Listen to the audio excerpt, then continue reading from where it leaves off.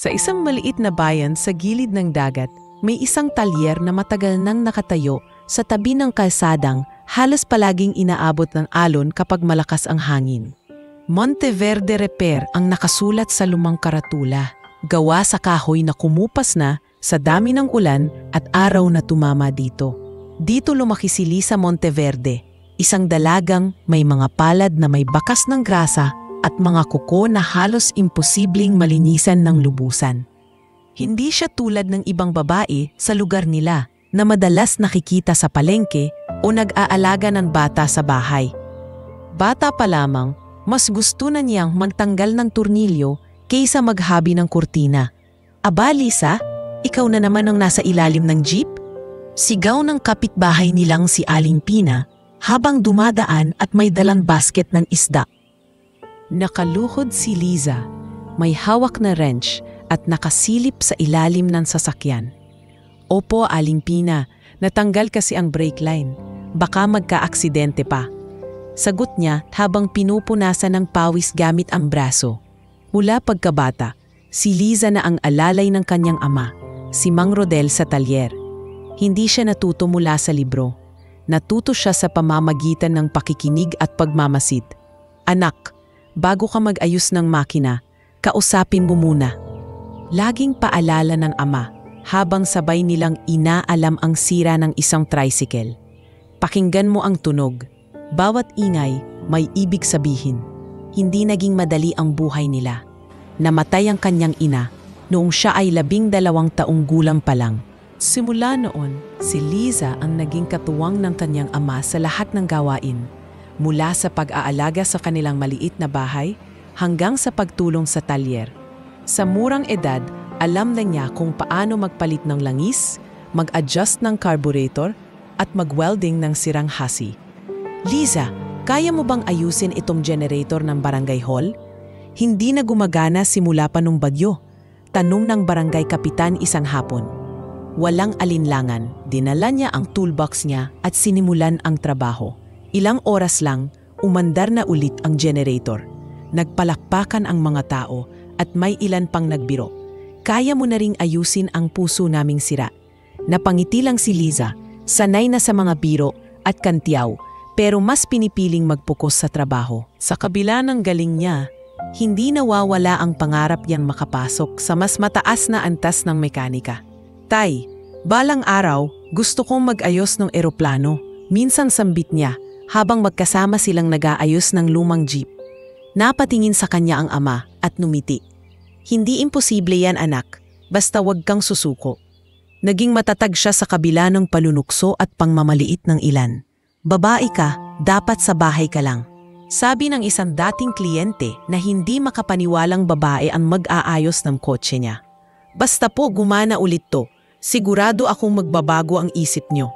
Sagot ni Liza. At ilang minuto lang, umandar muli ang sasakyan. Naiwan na lang ang kliyente na nakanganga.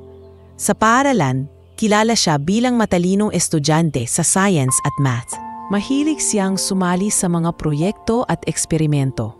Kapag may sirang kagamitan sa school, si Liza ang tinatawag para ayusin ito. "Ikaw na yata ang opisyal na taga-ayos dito."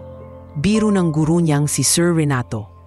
Ngunit sa kabila ng kanyang talento, alam niyang malaking hamon ang makapasok sa kolehiyo dahil sa kakapusan ng pera. Nang matapos ang high school, isang magandang balita ang dumating. Nakakuha siya ng scholarship para sa kursong mechanical technology mula sa lokal na kooperatiba. Lumuwas siya sa bayan para mag-aral at doon unang nakakita ng mas komplikadong makina. Mga makinarya sa pabrika, mga high-performance engine at mga kagamitang kailangan ng mas mataas na kaalaman. Ngunit sa ikalawang taon niya, dumating ang pagsubok. Nagkasakit si Mang Rodel. Unay simpleng ubo lang hanggang sa tuluyang madiagnose na may chronic heart failure. Kinailangan niyang umuwi at tumigil muna sa pag-aaral para alagaan ang ama at ituloy ang operasyon ng talyer. Hindi niya alam kung hanggang kailan tatagal ang kanilang kita, lalo't lumalaki ang gastusin sa gamot at pagpapagamot. "Anak, huwag mong sayangin ang pagkakataon mo. Bumalik ka na sa pag-aaral," sabi ni Mang Rodel isang gabi habang nagkakape sila sa harap ng bahay. "Tay, Mas mahalaga po kayong gumaling. May oras pa para sa pangarap, pero wala nang kapalit ang buhay nyo. Sagot ni Liza na pinipigilan ang luha. Simula noon, siya na ang nag-asikaso sa lahat. Sa umaga, nag-ayos siya ng sasakyan ng mga kapitbahay. Sa hapon, tumutulong sa barangay kapag may nasisirang kagamitan. At sa gabi, binabantayan ang ama. Hindi siya nagreklamo kahit pagod na dahil alam niyang ito ang tanging paraan para mabuhay sila. Sa kabila ng lahat, hindi nawala ang kanyang pangarap.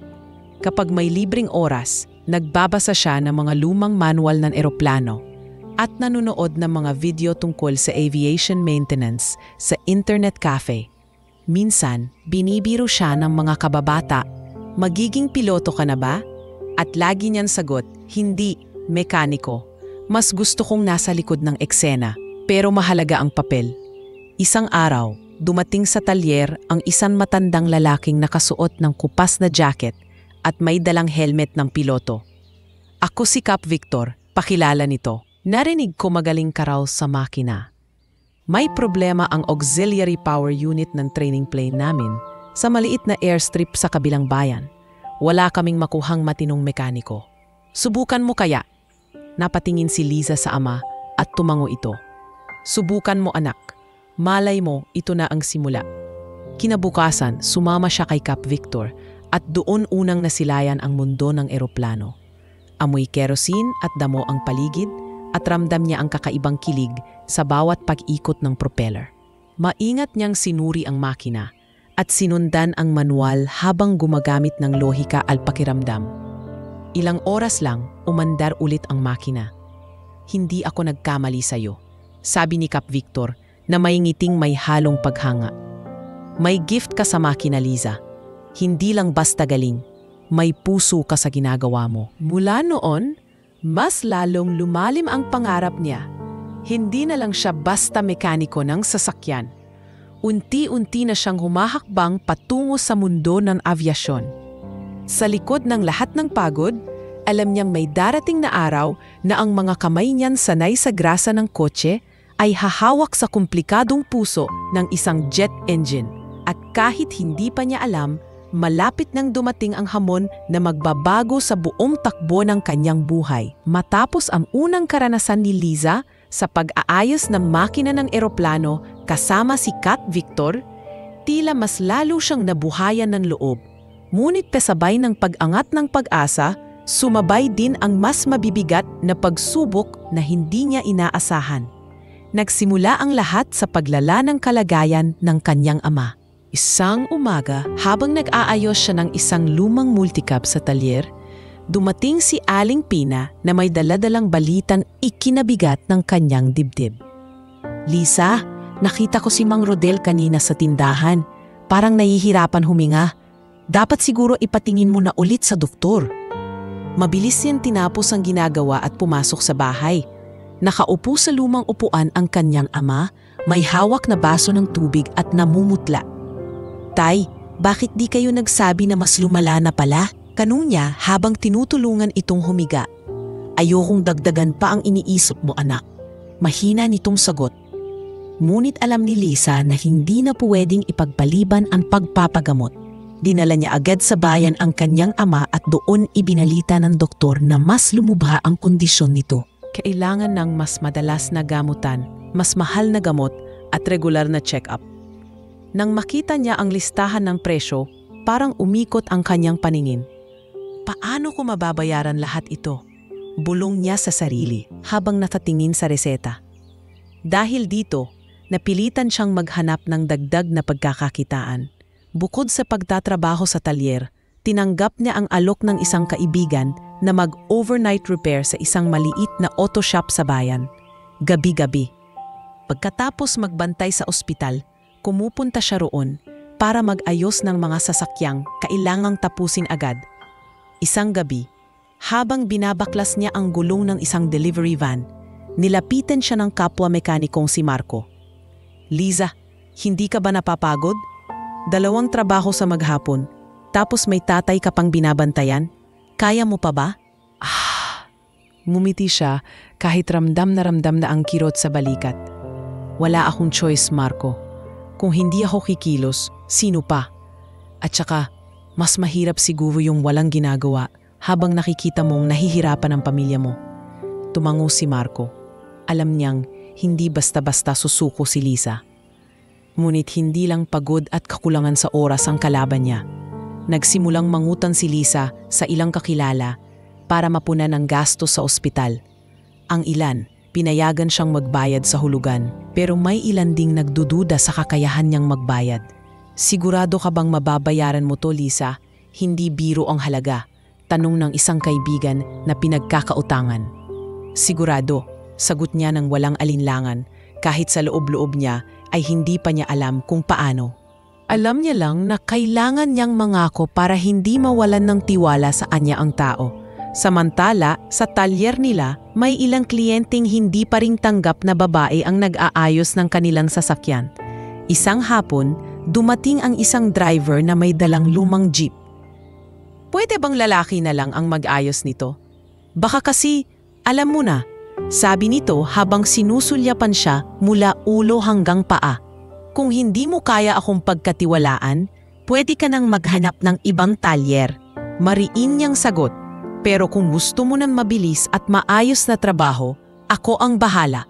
Sa huli, naiwan sa kanya ang jeep at matapos ang 3 oras, maayos na itong umaandar.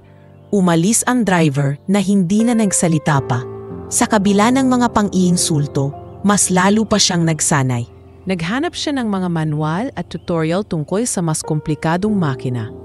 Bawat gabi sa maliit na mesa sa tabi ng higaan ng kanyang ama, nagbabasa siya habang may tasa ng kape. Minsan, napapansin ito ni Mang Rodel. Anak, kahit pagod ka na, nag-aaral ka pa rin? Oo tay, sabi niyo dati, kahit walang formal na diploma, basta may kaalaman at husay, may lugar tayo sa mundo, sagot niya. Napangiti ang ama at tumango. Isang linggo, bumalik si Cap Victor sa talyer. Liza, may isa na namang eroplano sa airstrip na hindi gumagana, pero mas komplikado ito kaysa sa una mong inayos. Sigurado ka bang kaya mo? Kaya, Cap. Basta papayagan niyo akong dalhin ang mga gamit na kailangan ko, sagot niya. Sa loob ng 2 araw, halos doon na siya tumira, sa airstrip. Tinulungan siya ng ilang trainee at sa bawat pagtutok niya sa makina, mas nadadagdagan ang tiwala ng mga tao sa kakayahan niya. Nang matapos ang trabaho, nilapitan siya ni Cap Victor. Liza, dapat talagang bumalik ka sa kolehiyo. Sayang ang talento mo kung dito ka lang sa talyer. Alam niyang totoo iyon, pero hindi niya kayang iwan ang kanyang ama at ang responsibilidad sa kanila. Cap, kapag naging mas magaan na ang buhay namin, babalik ako, pangako yan. Dumating ang isang buwan na halos walang kita ang talyer dahil kakaunti ang nagpapagawa. Kaya para makatawid sa gastusin, tinanggap niya kahit anong uri ng trabaho, pagkakarpintero, pag-aayos ng sirang pump sa mga bahay, at maging pagtulong sa isang barkong nakadaong para ayusin ang makina nito. Sa bawat trabahong tinatanggap niya, nadadagdagan ang karanasan niya sa iba't ibang uri ng makina. Ngunit habang lumalawak ang kanyang kasanayan, lumalaki rin ang pangungutya ng ilang tao sa bayan. Kahit saan na lang trabaho pinapasok, parang desperada, narinig niyang bulong ng isa habang bumibili siya ng piyesa sa hardware. Hindi na niya iyon pinansin. Sa isip niya, mas mahalaga ang maipon para sa kinabukasan nila. Sa lahat ng pagod, utang at panlilibak, mas lalong tumibay ang loob ni Liza. Alam niyang darating ang panahon na hindi na lang siya kilala bilang mekaniko ng baryo, kundi bilang mekaniko na kayang mag-ayos ng kahit anong makina, kotse man o eroplano. At sa likod ng bawat gabi ng pagod at pangamba, nananatili ang pangarap na balang araw makakapasok siya sa mas malaking mundo na matagal na niyang tinatanaw mula sa malayo. Matapos ang ilang buwan ng walang tigil na trabaho sa baryo, dumating sa buhay ni Liza ang pagkakataong magbukas ng bagong pinto. Isang alok mula sa isang dating kliyente na may maliit na repair shop sa Maynila. Kung gusto mo, Liza, pwede kang sumama sa akin sa syudad. Mas marami kang matutunan doon at mas malaki ang kita, sabi ni Mang Tony, isang mekanikong madalas magpagawa sa kanya ng mga piyesang hindi niyang kayang kumpunihin. Matagal itong pinag-isipan ni Liza. Alam niyang malaki ang mawawala sa kanya kapag umalis siya sa baryo, lalo na't iiwan niya ang ama. Kunit nang siya mismo ang kinausap ni Mang Rodel, mas lalong tumibay ang pasya niya. Anak, pagkakataon mo na yan.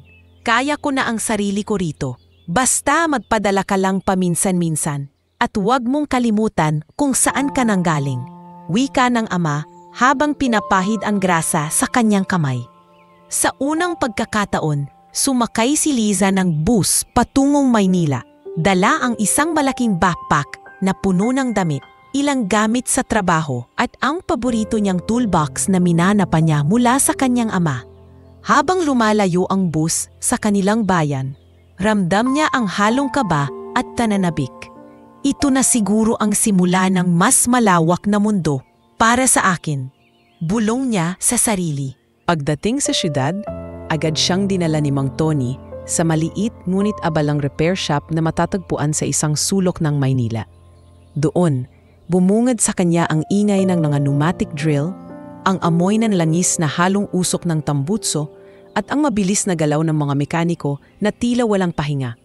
Liza, dito ka muna sa bench repair section. Aayusin mo ang mga parts bago naming ikabit ulit sa sasakyan. Utos ni Mang Tony. Sa unang linggo, napansin agad ng mga katrabaho niya ang bilis at husay ng kanyang kamay. Uy, hindi lang pala sa probinsya magaling to. Biro ng isang mekaniko habang pinagmamasdan siyang magbaklas ng gearbox. Ngunit may ilan ding may halong pag-aalinlangan. Kaya mo bang sabayan ang dami ng trabaho dito?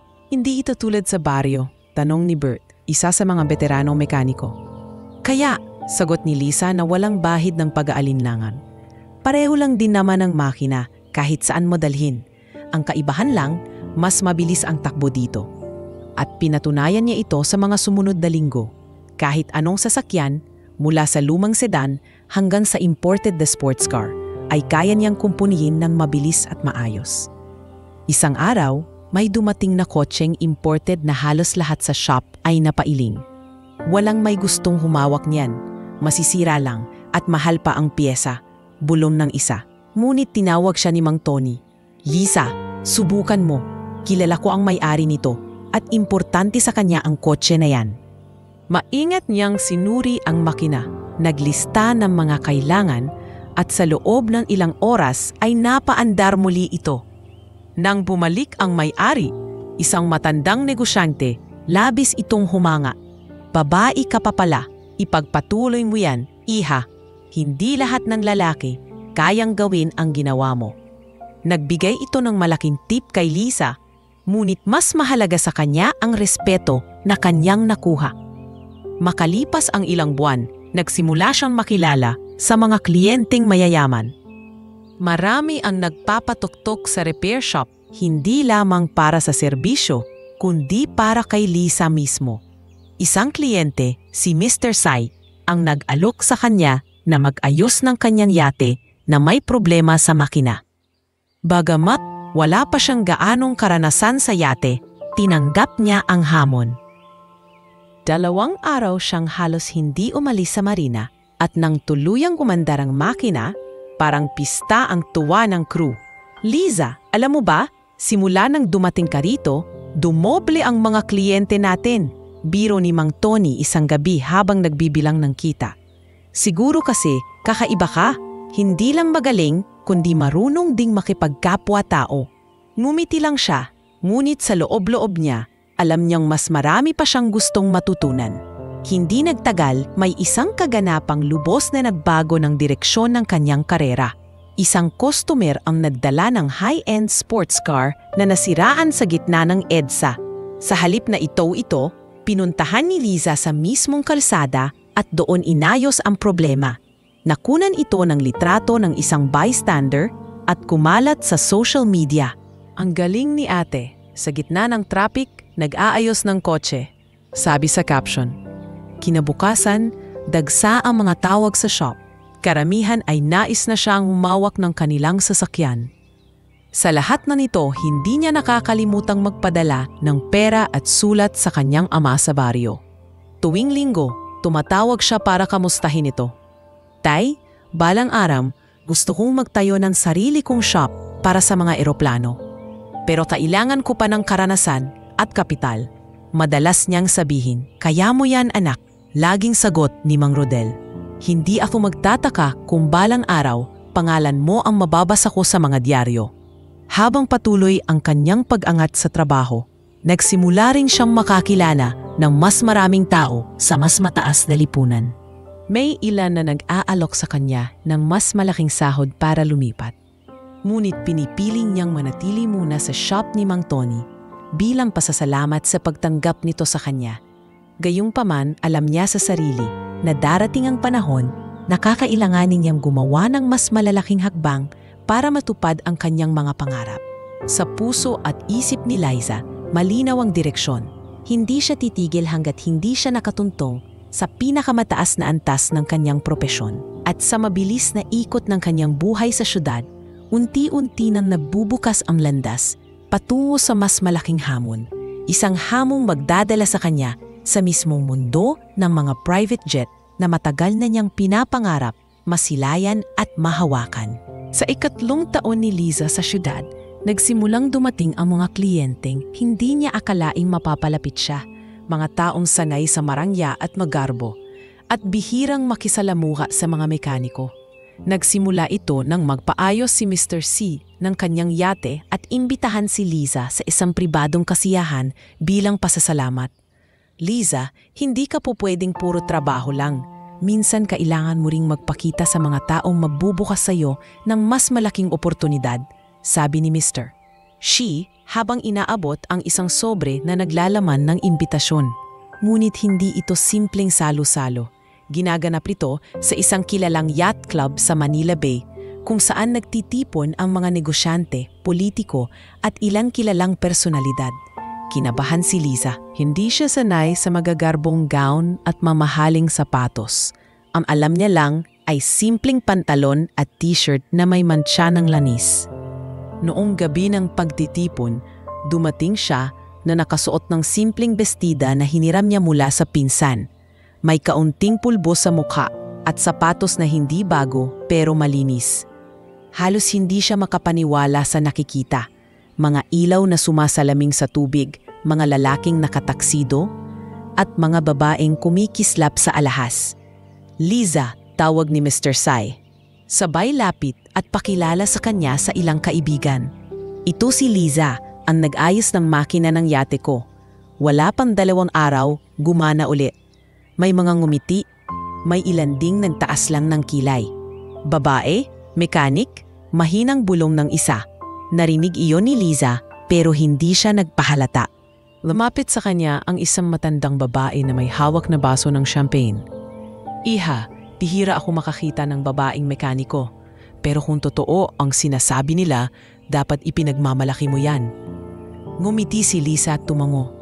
Salamat po ma'am, ginagawa ko lang po ang trabaho ko. Habang tumatagal, para kay Liza, ibang mundo ito. Mga eroplano at helikopter na makikinis ang pintura, kumikislap sa ilalim ng araw. May mga mekanikong nakasuot ng malinis na coveralls at may hawak na kumpletong gamit. Dito, iba ang trabaho, paliwanag ng piloto.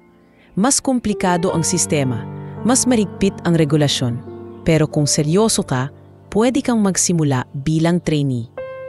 Alam ni Liza na malaking hakbang ito pero sa ngayon, sapat na ang makilala ang lugar at maunawaan kung paano gumagana ang operasyon. Sa loob ng ilang linggo, paulit-ulit siyang bumabalik sa hangar kapag may libreng oras mula sa trabaho sa repair shop. Nanonood siya kung paano nagsasagawa ng pre-flight inspection ang mga mekaniko, paano nila sinusuri ang hydraulic system at paano nila tinitingnan ang avionics. Hindi siya basta nakatingin lang. Madalas ay tinatanong siya kung anong palagay niya sa mga problema at kadalasan ay tama ang hula niya. Isang araw, inalok siya ng isa sa mga senior mechanic doon. Liza, may sira ang isang auxiliary generator. Alam naming wala ka pang karanasan dito, pero gusto naming makita kung paano ka mag-analyze. Tumango siya at sinimulang suriin ang makina. Nakinig sa bawat ugong at kalampad at sinuri ang mga wiring. Sa loob ng 3 oras, nahanap niya ang problema. Isang maluwag na koneksyon na hindi napansin sa nakaraang inspeksyon. Napahanga ang lahat at doon siya nagsimulang kilalanin bilang yung babaeng mekaniko na may matalas na tenga. Mula noon, mas marami pang nagbukas na pinto para sa kanya. May mga may-ari ng eroplano na personal siyang kinakausap. May mga piloto na kumukuha ng opinyon niya bago dalhin sa regular na maintenance ang kanilang aircraft. Ngunit hindi lahat ay magaan. May mga taong ayaw sa presensya niya sa lugar. Isang mekanikong matagal na sa hangar ang nagtanong ng may halong pang-asar. Bakit ba pinapapasok ka dito? Maraming gustong pumasok na mas may credentials kaysa sayo. Hindi siya nagpatalo. Hindi credentials lang ang sukatan. May mga bagay na natutunan ko sa karanasan na hindi mababasa sa libro. Sagot niya, sabay balik sa ginagawa. Sa kanyang pagbabalik-balik sa mundo ng mga mayayaman at propesyonal, mas lalo niyang naunawaan na hindi sapat ang galing lang. Kailangan din ng koneksyon at tiwala ng mga tao sa paligid mo. Unti-unti, natuto siyang makisalamuha sa kanila, makipag-usap ng may kumpiyansa, at magdala ng sarili nang hindi nawawala ang kanyang pagiging totoo. Bawat gabing umuuwi siya sa maliit na inuupahan sa syudad, dala niya ang bagong kaalaman at karanasan. Alam niyang hindi siya kabilang sa marangyang mundo na iyon, hindi pa sa ngayon. Pero alam din niyang unti-unti, sa pamamagitan ng sipag at husay, makakahanap siya ng lugar sa loob nito. At sa likod ng kanyang isip, may naaaninag na pangyayari sa hinaharap.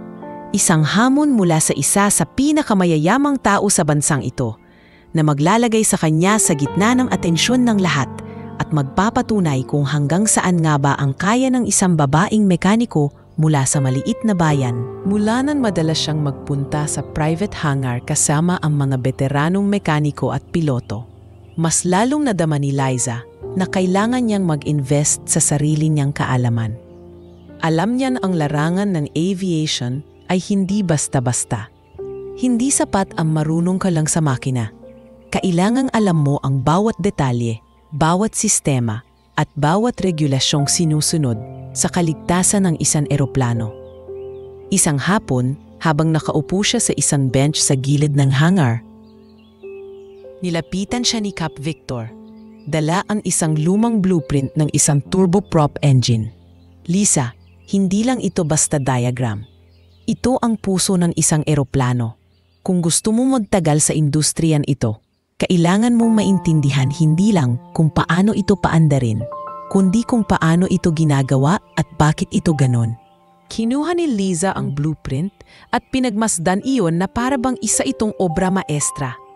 Kap, hindi po ako marunong magbasa ng ganito ng detalyado, amin niya. Pero marunong akong mag-interpret ng mga sintomas ng makina. Ngumiti si Cap Victor. Dun tayo magsisimula. Bibigyan kita ng oras para basahin at unawain ang mga blueprint na to. At sa tuwing may private jet o eroplano na papasok dito, gusto kong nandito ka para manood. Sa mga sumunod na linggo, iyon na ang ginawa niya. Sa umaga, nagtatrabaho pa rin siya sa repair shop para may steady income. Pero sa tuwing may libreng oras, diretso siya sa hangar para magbasa ng manual, mag-aral ng mga blueprint at makipag-usap sa mga mekanikong mas maraming taon ang karanasan kaysa sa kanya. Hindi rin siya nahiyang magtanong. Kuya Ramil, tawag niya minsan sa isang senior mechanic habang inaayos nito ang hydraulic system ng isang jet. Paano niyo nalalaman kung saan galing ang leak kung hindi nakikita agad? Sa amoy at sa pressure drop, sagot ni Ramil habang patuloy sa pagkalas ng panel. Pero hindi lang iyon, minsan sa tunog din. May kakaibang huni kapag may hangin na pumapasok sa hindi dapat mapasukan. Naalala ni Lisa ang sinabi ng kanyang ama noon, pakinggan mo muna bago ka magdesisyon kung anong sira. Sa loob-loob niya, napapangiti siya, kahit mas komplikado na ang mga makinang hinahawakan niya. Pareho pa rin ang prinsipyo. May pagkakataon ding sinama siya ng isang mekaniko sa aktwal na pre-flight check ng isang private jet. Nakasuot siya ng reflective vest at may hawak na checklist. Habang sinusuri nila ang landing gear, tinanong siya ng mekaniko, "Anong mapapansin mo rito?" "May bahagyang mansa ng lanis sa seal," sagot niya agad. "Hindi dapat lumampas sa ganitong linya kung normal ang kondisyon." Tumango ang mekaniko. Magaling, hindi lahat ng trainee napapansin yan sa unang tingin. Bukod sa hands-on experience, sinikap din ni Liza na mag-enroll sa mga short course tungkol sa aviation maintenance. Hindi biro ang bayad, pero ipinagpaliban niya ang pagbili ng bagong gamit para may pang-tuition. Sa classroom, surrounded siya ng mas batang estudyante na karamihan ay lalaki. May ilan na tila nag-aalinlangan sa kanya noong una. Ngunit nang magkaroon ng praktikal na exam, siya ang unang nakahanap ng problema sa sample engine at siya rin ang unang nakapagpatakbo nito ng walang error. Isang gabi, habang nagbabasa siya ng manual sa maliit niyang inuupahan, tumawag si Mang Rodel mula sa baryo. "Anak, hindi ko man alam lahat ng ginagawa mo dyan, pero nararamdaman kong may patutunguhan ka. Mag-ingat ka lang palagi." "Opo, Tay. Hindi po ako basta nagtatrabaho lang. Nag-aaral din po ako. Gusto ko po pagbalik ko may maipagmamalaki ako sa inyo," sagot niya, at hindi niya napigilang mapaluha. Sa paglipas ng buwan, mas lalo siyang nakilala sa loob ng hangar. Kapag may eroplano na may problema sa electrical system, madalas ay tinatawag siya para magbigay ng opinyon. Minsan may isang mamahaling jet na ayaw umandar kahit walang nakikitang malinaw na sira. Lumapit si Cap Victor sa kanya at sinabing, "Subukan mo ngang tignan, Liza. Baka may mamiss kami." Maingat niyang sinuri ang control panel, sinundan ang mga wiring at pinakinggan ang ingay ng auxiliary unit. Ilang minuto lang, natuklasan niya na may corrosion sa isang maliit na koneksyon, isang detalyeng halos imposibleng makita kung hindi ka sanay maghanap ng maliliit na bagay. Nang matapos ang pag-aayos, pinaandar nila ang makina at gumana ito agad. "Hindi ko alam kung paano mo nagagawa to," sabi ni Ramil habang nakatingin sa kanya. "Pero parang nakikipag-usap sa iyo ang makina." Ngumiti si Liza. "Siguro kasi nakikinig ako, hindi lang basta tumitingin." Sa lahat ng natutunan niya, alam niyang malayo pa ang lalakbayin. Ngunit ramdam niya rin na bawat araw na ginugol niya sa hangar ay isang hakbang papalapit sa pangarap niya.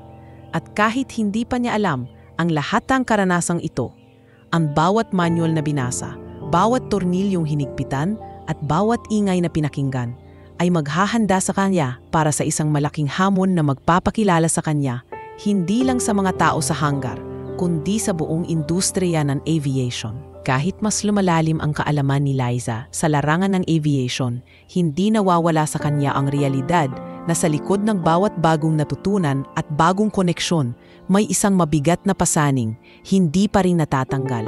Ang lumalaking utang dahil sa pagpapagamot kay Mang Rodel. Isang gabi, habang nakaupo siya sa maliit na mesa sa inuupahan niyang kwarto, hawak ang notebook na may listahan ng mga utang, halos mabasag ang puso niya sa dami ng halagang nakasulat. May ilang pautang sa mga kakilala sa baryo, may mga hindi pa nababayarang hospital bill, at may credit card na halos maxed out na. Paano ko matatapos to? Mahina niyang bulong sa sarili habang hawak ang ballpen. Kinabukasan, dumating ang tawag mula sa ospital sa probinsya. "Miss Monteverde, kailangan na pong mabayaran ang natitirang balanse sa account ng tatay ninyo. Kung hindi, baka hindi na po namin maipagpatuloy ang ilang therapy session niya." Napahinto siya sa paghinga. Alam niyang kailangan niyang gumawa ng paraan agad. Sa repair shop, kinausap niya si Mang Tony. "Boss, pwede po ba akong mag-overtime o kumuha ng mas maraming trabaho kahit mga malalayo? Kailangan ko po ng dagdag na kita?" Tumango ito. "Kung kaya mo, may mga kaibigan ako sa ibang shop na naghahanap ng extra mechanic para sa mga rush project." Hindi na siya nagdalawang isip, tinanggap niya lahat. Mula noon, naging 3 shift na ang trabaho niya. Sa umaga hanggang hapon, nasa repair shop siya. Sa gabi, Pumapasok siya sa isang maliit na machine shop na gumagawa ng custom parts para sa mga kliyenteng may luxury cars. At tuwing Sabado at Linggo, pumupunta siya sa marina para tumulong sa maintenance ng ilang private boats. Dahil dito, halos wala na siyang oras para sa sarili. Minsan, nakakatulog siya sa upuan sa hangar habang naghihintay ng susunod na task. "Lisa, hindi ka pa umuuwi?" Anong ni Ramil isang gabi. "Hindi na siguro, kuya. Sayang oras. Mas mabuti nang dito na ako magpahinga para bukas maaga akong makakatrabaho," sagot niya habang pinupunasan ng langis sa kamay. Sa kabila ng pagod, patuloy pa rin siyang nag-iipon. Ngunit hindi lang pera ang iniipon niya, pati pangarap. May isang maliit na envelope siya sa aparador na may nakasulat na para sa shop. Doon niya inilalagay ang kahit kaunting natitira matapos bayaran ang lahat ng gastusin. Plano niyang balang araw, kapag nabayaran ang utang, magtayo ng sariling workshop na nakatutok sa aircraft maintenance. Isang gabi, habang nag-aayos siya ng carburetor sa marina, lumapit sa kanya si Mr. Sai. "Liza, napapansin ko, hindi ka tulad ng ibang mekaniko na pagkatapos magtrabaho, uwi na agad." 3 oras lang ang lumipas. Bumalik ang kliyente para magpasalamat at magbayad ng higit pa sa singil niya. Sa mga ganitong pagkakataon, mas lalo siyang nagiging determinado. Alam niyang bawat taong nagdududa sa kanya ay isang pagkakataon para patunayan na mali ang mga ito. At sa bawat patunay, mas lumalakas ang kanyang reputasyon bilang isa sa pinakamagaling sa larangan. Minsan, kapag umuuwi siya sa probinsya para dalawin ng ama, inadala niya ang mga kwento ng kanyang trabaho. "Tay, nakapag-ayos ako ng generator ng isang yacht na ayaw paandarin kahit ilang beses nang tiningnan ng iba," kwento niya habang sinusubuan ng lugaw si Mang Rodel. Sabi ng may-ari, "Parang doktor daw ako ng makina." Ngumiti ang kanyang ama. "Anak, hindi lang makina ang ginagamot mo." Laging parang may hinahabol. Ngumiti siya. "May pangarap po kasi ako, sir. Gusto kong magkaroon ng sariling shop para sa eroplano. Pero sa ngayon, inuuna ko muna ang mga responsibilidad ko." Tumango si Mr. Sai. "Tama yan, pero tandaan mo, ang mga oportunidad minsan biglaan dumarating. Kaya dapat handa ka." Hindi pa niya alam noon, pero magiging totoo ang sinabi nito sa mga darating na buwan. Habang abala siya sa pagtatrabaho, dumating naman ang mga panibagong pagsibok sa anyo ng mga tarong hindi naniniwala sa kanya. May isang customer sa repair shop na ayaw magpahawak ng sasakyan sa kanya. "Babae ka, baka lalo masira," sabi nito sa harap ng ibang mekaniko. Malumanay ang sagot niya. "Sir, bibigyan ko kayo ng warranty. Kung hindi maging maayos, libre ko na." Pinibigyan mo rin ng tiwala ang mga taong may pagdududa. Ngunit kahit gaano kalalim ang pangarap niya, hindi niya nakakalimutang matuto. Kapag may natatanggap siyang dagdag na kita mula sa overtime o side jobs, bumibili siya ng bagong gamit o reference books tungkol sa aviation technology. "Hindi ko lang gusto na marunong ako. Gusto ko mas magaling pa ako kaysa kahapon," madalas niyang sabihin sa sarili habang binubuklat ang makapal na manual sa kalagitnaan ng gabi. Sa bawat buwan na lumilipas, unti-unti niyang nababawasan ang utang.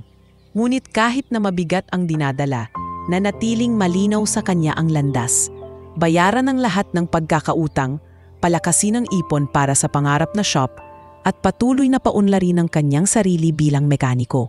At sa kanyang puso, alam niyang darating ang araw na may isang pagkakataon na magtutulak sa kanya para mas makilala pa, hindi lang sa syudad, kundi sa buong bansa. Isang pagkakataong magpapatunay na ang isang babaeng lumaki sa maliit na talyer sa tabi ng dagat ay kayang makipagsabayan sa pinakamalalaking pangalan sa mundo ng aviation. Sa kabila ng walang tigil na trabaho at sunod-sunod na overtime, dumating ang isang imbitasyon mula kay Mr. Sai na hindi inaasahan ni Liza. "Liza, may business conference ako sa isang hotel sa Makati. Pupunta rin ang ilan sa pinakamalalaking pangalan sa aviation industry. Sumama ka, gusto kitang ipakilala sa ilan sa kanila." Sabi ni Mr. Sai habang iniinspeksyon niya ang makina ng kanyang yate. Sa unang pagkakataon, hindi niya tinanggihan ang alok. Alam niyan ang mga ganitong pagtitipon ay birang pagkakataon para sa networking. Kinabukasan, dumating siya sa Marangyang Hotel na halos hindi niya maisip na malalapitan niya. Nakaayos ang buhok, naka-blazer na hiniram sa pinsan at may hawak na simpleng bag kung saan nakatago ang ilang business cards na siya mismo ang nag-print sa maliit na computer shop. Pagpasok niya sa malawak na function hall, agad siyang sinalubong ng malamig na hangin mula sa air conditioner at ng mga ilaw na tila nagpapatingkad sa kintab ng mga mamahaling relo at alahas ng mga bisita. May mga waiter na paikot-ikot, nag-aalok ng wine at hors d'oeuvres. Lumapit si Mr. Sai at pinakilala siya sa ilan sa mga negosyante. "Liza, gusto kong ipakilala sa iyo si Alexander Cruz," bigla ang sabi ni Mr. Si matapos niyang makausap ang isang grupo ng mga supplier. Napalingon siya at nakita ang isang lalaking nasa mid-30s, matangkad, matikas at suot ang dark suit na halatang mamahalin. May mahigpit itong tingin at ang paraan ng pagkakatayo ay nagpapahiwatig ng kumpiyansa at kapangyarihan. Siya ang CEO ng isa sa pinakamalaking aviation leasing company sa bansa, dagdag ni Mr. C. At si Liza naman ay isa sa pinakamagaling kong naging makaniko. Bahagyang ngumiti si Alexander pero halata sa boses niya ang mapanghamon na tono. "Mekaniko? Sa otomatibo ka siguro magaling. Iba ang eroplano." Hindi nagustuhan ni Liza ang paraan ng pagkakabanggit niya pero pinili niyang ngumiti at sumagot ng maayos. "Tama ka, sir, pero hindi ibig sabihin ay hindi ko kayang matutunan ang mas komplikado. May ilang private planes na rin po akong natulungan sa hangar." Umangat ang kilay ni Alexander, tila sinusukat ang kanyang tapang. "Kung ganon, magaling ka nga sigurong manghula sa makina." Bago pa siya makasagot, dumating ang isang kilalang supplier at kinailangan ni Mr. Sai na umalis sandali. Naiwan si Liza sa harap ni Alexander na tahimik na umiinom ng wine. Hindi niya alam kung bakit pero ramdam niyang sinusuri siya ng lalaki mula ulo hanggang paa. "Mahirap ba maging babae sa larangang pinapasok mo?" tanong ni Alexander. Pero hindi ito parang simpleng usisa. May halong pagsubok ang tanong. "Hindi mahirap, sir. Mas mahirap para sa iba na tanggapin na kaya ng babae ang trabaho na akala nila para lang sa lalaki." Sagot niya ng diretso ang tingin. Bahagyan natawa si Alexander. Parang natutuwa sa tapang ng sagot niya. "Interesting." Taning sabi nito bago lumipat ng pwesto para makipag-usap sa iba. Akala ni Liza tapos na ang kanilang unang pagkikita pero makalipas ang ilang minuto, lumapit ulit si Alexander, dala ang 2 baso ng tubig. "Hindi ako mahilig magbigay ng papuri pero gusto ko ang kumpiyansa mo. Iba ka." "Salamat, sir," maikling tugon niya. Hindi niya alam kung ito ba ay totoong papuri o isa pang hamon. Sa buong gabi, ilang beses pa silang nagkabanggaan sa mesa o sa gitna ng hall at bawat pagkakataon ay palaging may bahid ng tensyon ang mga tingin ni Alexander.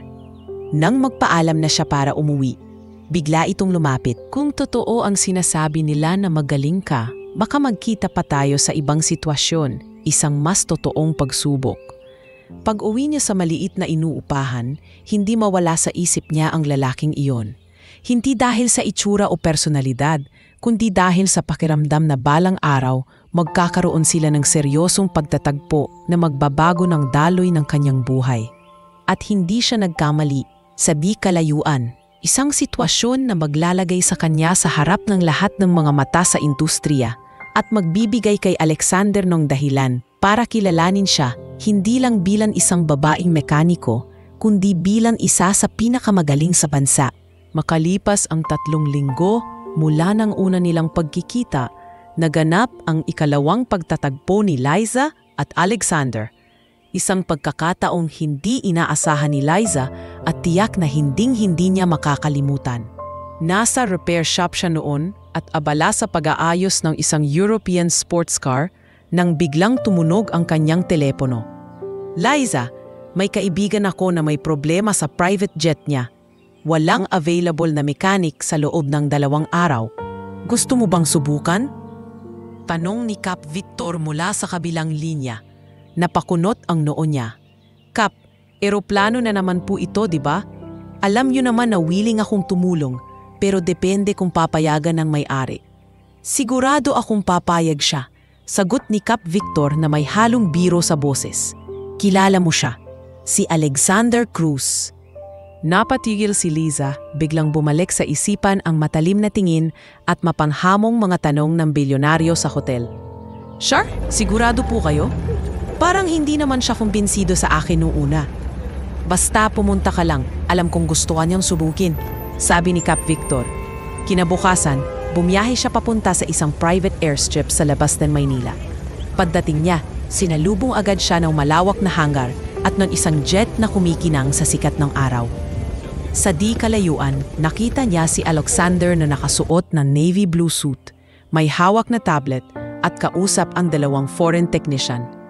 Nang mapansin siya, bahagyang ngumiti ito ngunit halata ang pang-asar sa mga mata.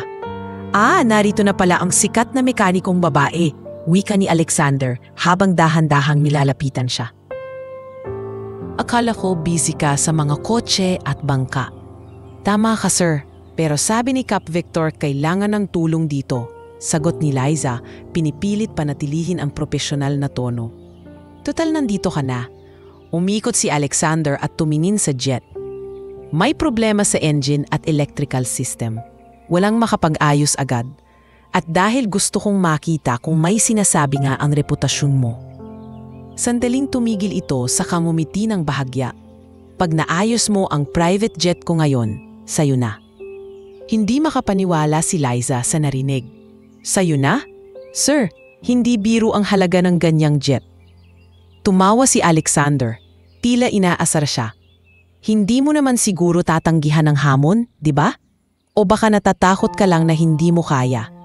Naramdaman ni Liza ang pag-init ng kanyang pismi.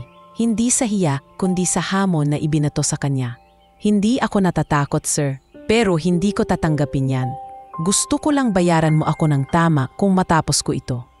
Napailing si Alexander. Mas lalo kitang nagugustuhan. Sige, ipakita mo sa akin. Habang pinagmamasdan siya ng mga tauhan ni Alexander, pawang mga sanay sa high-end na aviation maintenance, sinimulan ni Liza ang pagsusuri.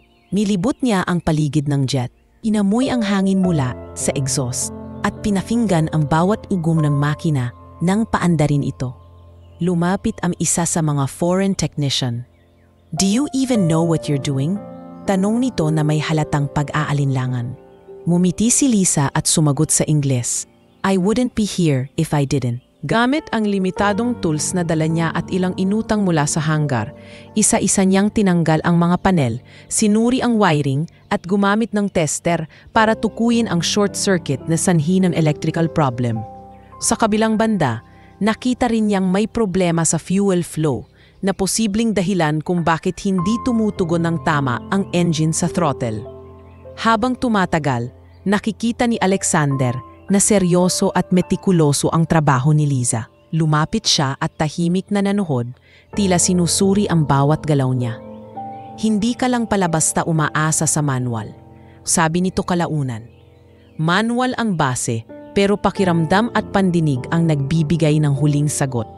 Tugon ni Liza habang patuloy sa pag-ayos. Matapos ang halos 4 na oras, pinabalik niya ang foreign technician upang subukan ang makina. Nang pinaandar ang jet, kumalma ang tunog ng engine at maayos na gumana ang mga instrument panel. Nagpalakpakan ang ilan sa mga crew at kahit si Alexander ay napangiti ng bahagya.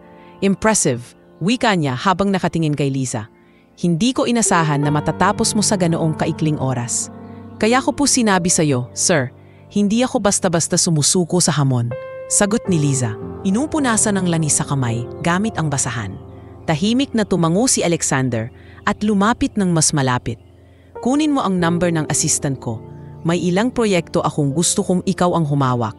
Hindi ito alok para maging empleyado. Mas gusto kong makita kung paano ka magtrabaho sa mas malalaking sitwasyon. Hindi alam ni Liza kung bakit, pero ramdam niyang nagsisimula ng magbago ang tingin ng bilyonaryo sa kanya. Mula sa isang taong minamaliit ang kakayahan niya, tila naging isang taong gustong mas kilalanin ang kanyang talento. Habang paalis siya ng hangar, naisip niya ang titig ni Alexander bago siya umalis. Isang tinging hindi lang basta pagsubok, kundi parang may paparating pang mas malaking hamon. At sa kaibuturan ng kanyang puso, alam niyang hindi iyon ang huling pagkakataong magtatagpo sila. Kinabukasan matapos ang pagkakaayos niya sa private jet ni Alexander, mabilis na kumalat ang balita sa loob ng private airstrip at maging sa ilang koneksyon sa industriya. May mga piloto at crew na humahanga sa kanya, ngunit may ilan din na hindi kumbinsido. Baka raw swerte lang ang nangyari. Para kay Liza, walang saysay ang mga bulong-bulungan. Mas mahalaga ang trabaho at patunay sa gawa, hindi sa salita. Ilang araw lang ang lumipas, nakatanggap siya ng tawag mula mismo kay Alexander. Liza, maiki nitong sabi, may isa pa akong jet na kailangan ng emergency check. Hindi ko ipapagawa sa iba. Ikaw ang gusto kong mag-asikaso. Nagulat si Liza. Sir, may maintenance team naman po kayo, di ba? Meron, pero gusto kong makita kung kaya mo sa mas maselang kondisyon. Sagot ni Alexander na may halong pagsubok ang tono. Hindi ito simpleng sira. May flight ako bukas para sa isang international meeting. Kung hindi mo maayos sa oras, postponed ang biyahe. Alam ni Liza na malaking responsibilidad yon. Sa aviasyon, hindi lang basta pagpapagana ng mafina ang trabaho. Buhay ng tao ang nakataya. Kaya bago siya pumunta sa hangar, naghanda siya ng mas kumpletong set ng tools at ilang reference notes na alam niyang makakatulong. Pagdating niya, sinalubong siya ng malamig na hangin mula sa air conditioning ng hangar at ng pamilyar na tanawin ng malaki at makinis na jet. Nakatayo si Alexander sa gilid, naka-cross arms. At may kasamang dalawang foreign engineers na halatang eksperto rin sa larangan. Liza, meet Chris and Daniel. They've been trying to fix this for 10 hours straight, sabi ni Alexander. Bumati siya sa dalawa, ngunit agad ding lumapit sa makina para simulan ang pagsusuri. Habang binubuksan niya ang panel, lumapit si Chris. We've checked all the sensors and replaced 2 modules. Still not working. Maybe you'll see something we don't, Anya. Tahimik lang si Liza, nakikinig sa bawat ingay ng sistema at pinagmamasdan ang data mula sa engine monitoring screen. May napansin siyang hindi tugma sa reading ng fuel pressure sa isa sa mga engine. Did you check the fuel control unit? Tanong niya. Yes, twice. It's fine, sagot ni Daniel. Maybe not, tugon niya habang tinuturo ang maliit na bahagi ng hose na may bahagyang discollimation. This could be leaking under certain pressure conditions. It won't show up unless the engine is under load. Kumuha siya ng pressure tester at ikinabit ito sa linya. Pagkahandar ng makina, kitang-kita ang unti-unting pagbaba ng reading, indikasyon ng micro-leak na hindi madaling makita. Tumango si Chris. Damn, she's right. I didn't even think of that. Pinagpatuloy ni Liza ang trabaho, maingat na pinalitan ang hose at sinigurong tama ang torque sa fittings. Sumunod, inayos niya ang calibration ng fuel control unit para bumalik sa optimal performance. Ilang oras siyang nakayuko, halos hindi tumitigil kahit sa init ng makina. Nang matapos, pinaandar muli ang makina. Ngayon, tuloy-tuloy ang takbo, walang sabit at stable ang readings sa monitoring screen. Maging sina Chris at Daniel ay napangiti at napapailing sa galing niya. Lumapit si Alexander at tumingin ng diretso sa kanya. You did it again, at mas mabilis pa sa expected. Alam mo bang kung hindi mo naayos to, I would have lost a multi-million-dollar deal? Ngumiti si Liza. Good thing we found the problem early, sir. Huwag mo na akong tawaging sir. Sabi ni Alexander, medyo nakangiti. You've earned more than just my respect today. Hindi niya alam kung paano tatanggapin iyon, kaya nagpasalamat na lang siya at tinapos ang papeles para sa technical report ng ginawa niya. Habang nag-aayos siya ng gamit, lumapit si Chris. You're really good. Where did you train? I started in a small town, fixing cars and motorcycles. The rest I learned by experience. Sagot niya. Halata ang gulat sa mukha ni Chris. That explains your instincts. You listen to the machine, not just the data. Matapos ang araw na iyon, mas naging kilala si Liza sa loob ng circle ni Alexander at ng mga taong konektado sa kanya. Ngunit higit pa sa reputasyon, ang nagbago ay ang tingin ni Alexander sa kanya. Hindi na ito basta pagdududa at pang-aasar. Ngayon, may halong paghanga at interes na tila mas personal. Bago siya umalis ng hangar, tinawag ulit siya ni Alexander. Lisa, hindi ko alam kung kailan ulit kita tatawagin, pero siguradong hindi pa ito ang huling beses. May mas malalaki pang trabaho na gusto kong ikaw ang humawak. Basta kaya ko, pupunta ako, sagot niya, nakangiti. Habang naglalakad siya palabas, ramdam ni Lisa na iba na ang direksyon ng takbo ng kanyang buhay. Hindi lang ito tungkol sa pag-aayos ng makina ngayon. May bago na siyang pinapasok. Isang mas malawak na mundo na puno ng oportunidad. Pero kasama rin ang mas mabibigat na hamon na kailangang paghandaan. Pagkaraan ng ikalawang beses na mailigtas ni Lisa ang biyahe ni Alexander, tila unti-unting nagiba ang ihip ng hangin. Kung dati may halong pangmamaliit at biro ang mga tingin at salita ng bilyonaryo, ngayon ay may kapansing-pansing respeto at mas maingat na pakikitungo. Hindi na siya basta yung babaeng mekaniko sa paningin nito. Isa na siyang taong maaasahan sa mga kritikal na sitwasyon. Isang linggo matapos ang huling pagkikita nila, nagpadala si Alexander ng mensahe sa kanya sa pamamagitan ng assistant nito. Alexander wants to invite you for a meeting. Not about repair, something else. Agad siyang nagtaka. Hindi ito karaniwang paraan ng isang kliyente para makipag-ugnayan sa kanya. Pagdating niya sa opisina ni Alexander, sinalubong siya ng malawak na lobby na may marmol na sahig at mga haliging gawa sa salamin. Dinala siya ng receptionist sa isang conference room na may tanawing sumasaklaw sa buong skyline ng Makati. Lisa, bati ni Alexander nang pumasok siya. Nakangiti ngunit seryoso ang tono. Umupo ka. May gusto akong pag-usapan. Umupo siya sa tapat nito. Hawak pa rin ang maliit na bag na puno ng tools. Sanay siya na kahit sa meeting, maaaring kailanganin siya sa field. Ano po iyon? Tanong niya.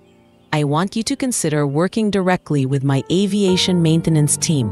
Wika ni Alexander, diretso at walang paligoy. Not as a full-time employee, but as a consultant. I want you handling the most complicated cases. You have access to better tools, bigger projects, and higher pay. Hindi agad nakasagot si Liza. Alam niyang malaking oportunidad iyon, pero naalala rin niya ang mga kasamahan niya sa shop at ang iba pa niyang sideline. Sir, malaking tiwala po iyan, pero may iba pa akong commitments at ayokong makabigla sa mga taong matagal ko niyang katrabaho. Tumango si Alexander. Hindi ko hinihiling na iwan mo agad ang lahat, pero gusto kong maintindihan mo. May mga proyekto akong paparating na hindi ko ipagkakatiwala kahit kanino. At naniniwala akong kaya mo. Napatingin si Liza sa kanya. Bakit po ako? Marami kayong kilalang mas bihasa, mas may lisensya. Bahagyang gumiti si Alexander. Dahil iba ka. Hindi ka lang sumusunod sa manual. Nakikinig ka sa makina. At mas mahalaga, hindi ka natitinag kahit may nagdududa sa'yo. That's rare. Ilang segundo siyang natahimik bago sumagot. Kung ganun, pumapayag po ako. Pero gusto ko malinaw na bayad ang bawat trabaho at hindi ako magtatali ng kontrata na pipigil sa ibang commitments ko. Fair enough, sagot ni Alexander. You'll hear from my team soon. Sa mga sumunod na linggo, nagsimula na ang kanilang kakaibang profesional na ugnayan. Sa bawat proyektong ibinibigay ni Alexander sa kanya, mas nakikita nito ang dedikasyon at disiplina niya. Isang beses, tinawag siya para suriin ang isang corporate jet na may problema sa pressurization system. Sa harap ng buong team, mahinahon niyang ipanilawanag ang sanhi, isang hairline crack sa pressure bulkhead na muntik nang hindi mapansin. Matapos ang pagsusuri, nilapitan siya ni Alexander sa gilid. You just saved that jet from a potential in-flight emergency. Alam mo ba kung gaano karaming buhay ang naisalba mo? Hindi naman po yun ako lang, sir. Team effort po yun, sagot niya. Pero ikaw ang nakakita ng problema. Don't be modest, tugon ni Alexander. May bahid ng paghanga sa boses. Unti-unting naging mas personal ang kanilang usapan sa tuwing nagkikita. Hindi man ito lantaran. Ramdam ni Lisa na interesado si Alexander sa likod ng propesyonal na relasyon nila. Minsan sa kalagitnaan ng paghihintay sa isang delivery ng parts, Nagtanong ito, ano ang pinakamalaking pangarap mo, Liza? Nag-isip siya sandali bago sumagot. Magkaroon ng sariling aviation workshop. Isang lugar kung saan pwedeng mag-training ang mga kabataang gustong maging mekaniko, lalaki man o babae. Tumango si Alexander. That's ambitious, but I think you can do it. And if you ever need investors, naputol niya ang sinasabi nito. Salamat, pero gusto kong subukan munang itayo iyon sa sarili kong kayod. Mula noon, naging malinaw na hindi lang basta trabaho ang ibinibigay ni Alexander sa kanya.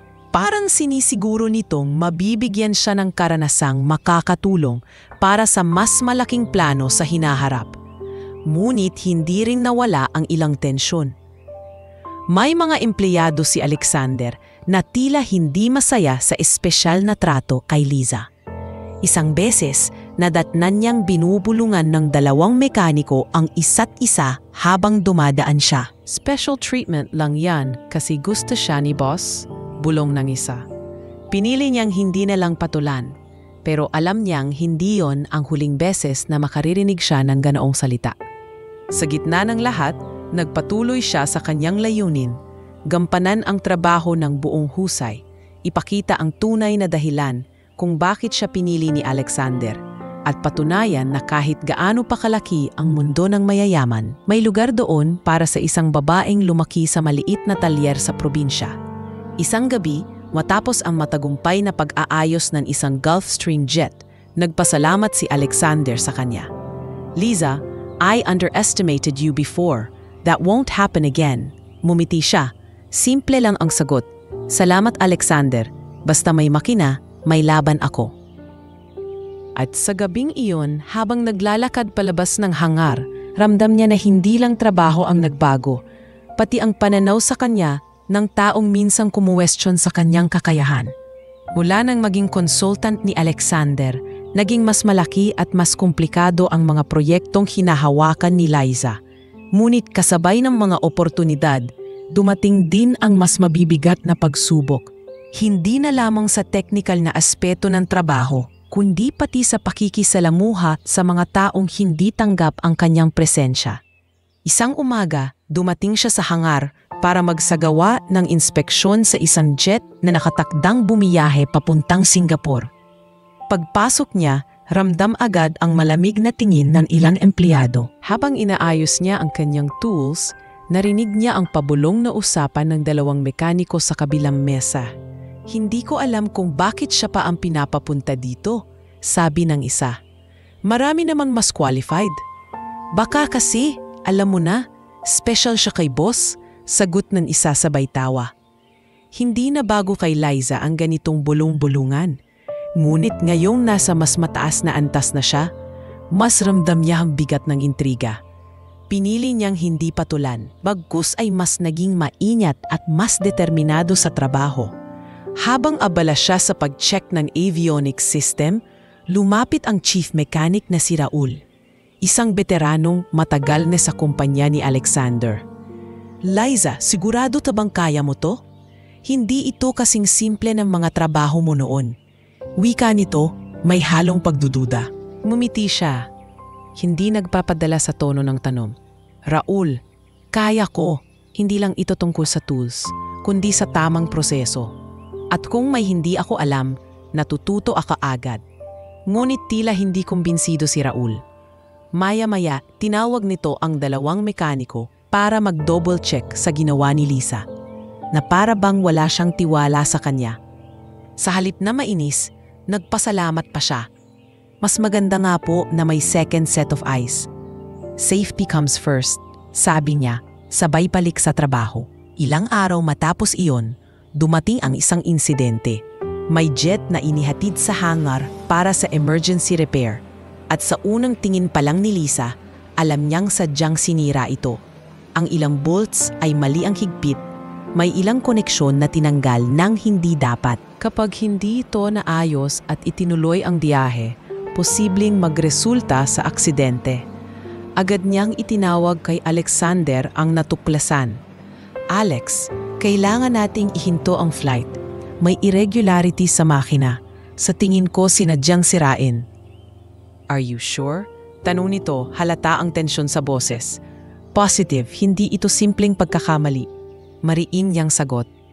Ipinag-utos ni Alexander na ipahinto ang biyahe at imbestigahan ang pangyayari. Kinabukasan, nakumpirma mula sa internal audit na may sabotahe nga.